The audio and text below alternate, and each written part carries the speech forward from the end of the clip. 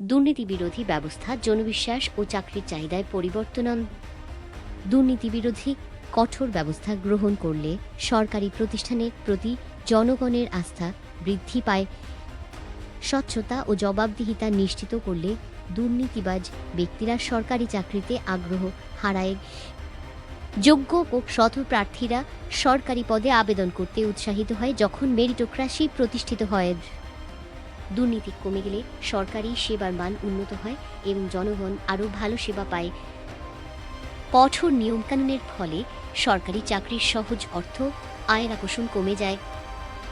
জনপ্রতিনিধিদের প্রতি আস্থা বাড়লে রাজনৈতিক স্থিতিশীলতা ও গণতন্ত্র শক্তিশালী হয়। সরকারি চাকরিতে কেবল সেবার মনোভাব নিয়ে আসা লোকেরাই টিকে থাকতে পারে। এভাবে দুর্নীতি বিরোধী সংস্কার সমাজে ইতিবাচক পরিবর্তন এনে একটি সুস্থ রাষ্ট্র গঠনে সহায়তা করে।